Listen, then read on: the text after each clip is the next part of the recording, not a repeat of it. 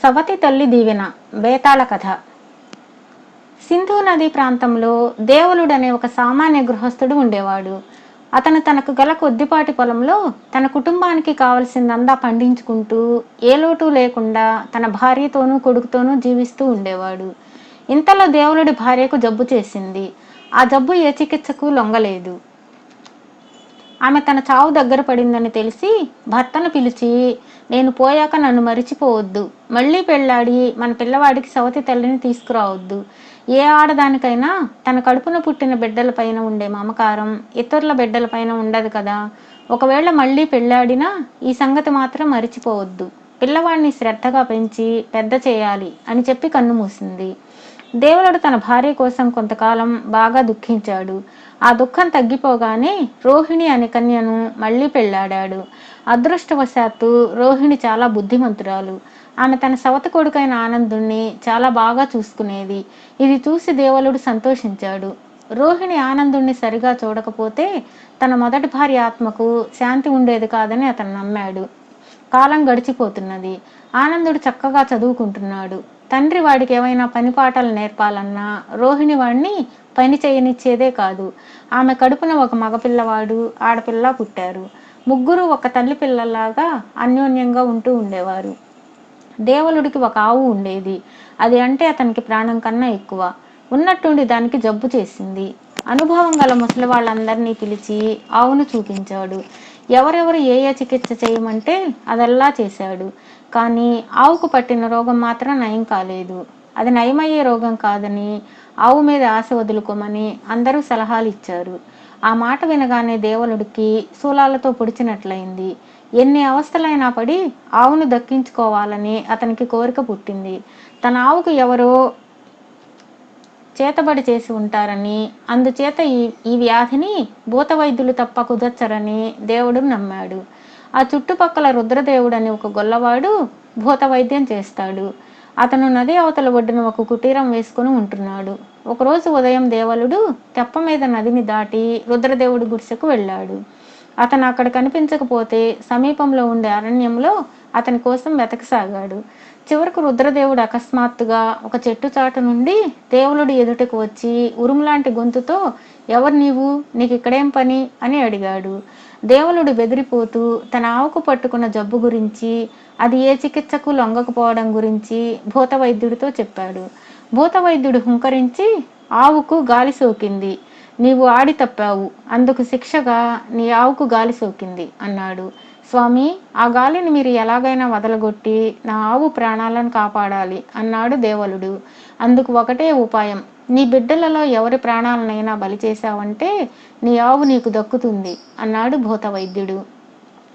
దేవులుడు నిర్ఘాంతపోయి, నరబలి ఇవ్వటమా, అందులోనూ నేను కన్న బిడ్డలలో ఒక బిడ్డనా, ఇది నా వల్ల ఏ పనే కాదు అన్నాడు. భూత వైద్యుడు అరణ్యం మారుమోగేలాగా నవ్వి, పిచ్చివాడా, నీవు నీ బిడ్డను నరికి చంపనవసరం లేదు. ఏ బిడ్డకు బలి ఇవ్వ కోరుతున్నావో నిశ్చయించుకో. ఆ బిడ్డ కళ్ళల్లోకి తేరిపారు చూడు. ఆ బిడ్డకు తుమ్ము వస్తుంది. నువ్వు చిరంజీవా అని మాత్రం దీవించకు. మళ్ళా బిడ్డ కళ్ళలోకి చూడు. మళ్ళా బిడ్డ తుమ్మినప్పుడు కూడా దీవించకు. ఈ విధంగా 3 తుమ్ములు తుమ్మాక ఇక ఆ బిడ్డ నీది కాదు. నీ ఆవేమో బ్రతుకుతుంది.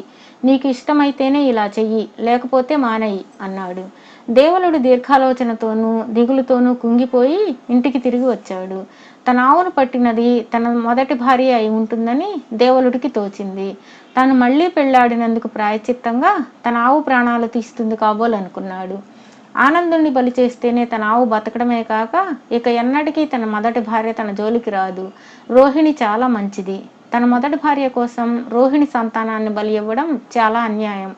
ఏ విధంగా చూసిన ఆనందుణ్ణి బలి ఇవ్వడమే సమంజసమని దేవులుడికి తోచింది. కానీ ఆ పని చేయడానికి దేవులుడి అంతరాత్మ ఒప్పుకోలేదు.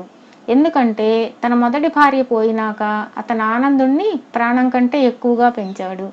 ఏం చేస్తాం, ఆవు చస్తే చస్తుంది అనుకుంటూ దేవులుడు తన ఇంట్లోకి అడుగు పెట్టాడు.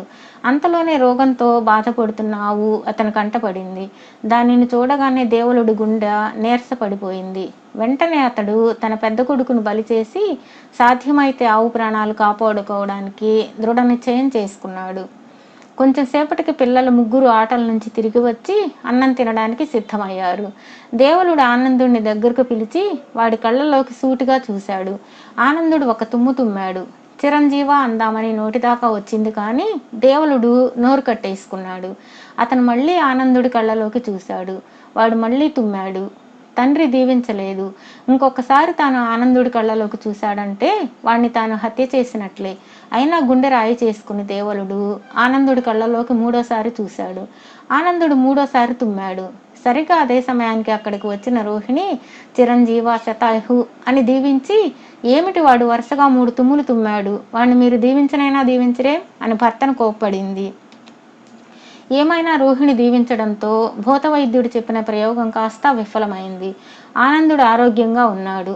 ఆవు మాత్రం ఆ రాత్రి ప్రాణాలు విడిచింది. భేతాళుడు ఈ కథ చెప్పి, రాజా, నాకు సందేహం. దేవులుడు ఆవు కోసం తన కొడుకును చంపుకోవడానికి ఎందుకు సిద్ధమయ్యాడు? అతనికి కొడుకు పైన కన్నా ఆవు పైన ఎక్కువ ప్రేమ కావడం చేతనా? తన సొంత కొడుకు చావు కోసం దేవులుడు ప్రయత్నిస్తుంటే సవతి తల్లైన రోహిణి వాడిని దీవించి వాడి ప్రాణాలు ఎందుకు కాపాడింది? ఈ ప్రశ్నలకు సమాధానం తెలిసి కూడా చెప్పకపోయావో నీ తల పగిలిపోతుంది అన్నాడు. దానికి విక్రమార్కుడు, దేవులుడు తన కొడుకును చంపడానికి సిద్ధపడటానికి అసలు కారణం ఆవు పైన ఎక్కువ ప్రేమ ఉండడము కాదు, కొడుకు పైన తక్కువ ప్రేమ ఉండడము కాదు. తన భార్య ఆఖరి కోరిక పాటించక మళ్ళీ పెళ్లి చేసుకున్నందుకు అతని అంతరాత్మలో తాను తప్పు చేశానన్న సంకోచం అలాగే ఉండిపోయింది. కొడుకును చావనిస్తే ఆ తప్పు చక్కబడుతుందని అపోహపడ్డాడు దేవులుడు. పాపభీతి కలవాళ్ళు ఈ విధంగానే ఒక తప్పు తర్వాత మరొక తప్పు చేస్తారు. ఇక రోహిణి మనస్సు నిర్మలమైనది. అందుచేత ఆమె తన సవతి కొడుకుని దీవించింది. మంచి మనసు గల వాళ్ళెవరైనా అలాగే చేస్తారు. భార్యాభర్తలిద్దరి ప్రవర్తనలోనూ ఉన్న తేడా వారి మనస్సుల్లో ఉండే తేడాను బట్టి ఏర్పడింది కానీ ఆనందుడికి వారికి ఉండే బంధుత్వాన్ని బట్టి ఏర్పడినది మాత్రం కాదు అన్నాడు. రాజుకి ఈ విధంగా మౌనభంగం కలగగానే బేతాళుడు శవంతో సహా మాయమై తిరిగి చెట్టెక్కాడు.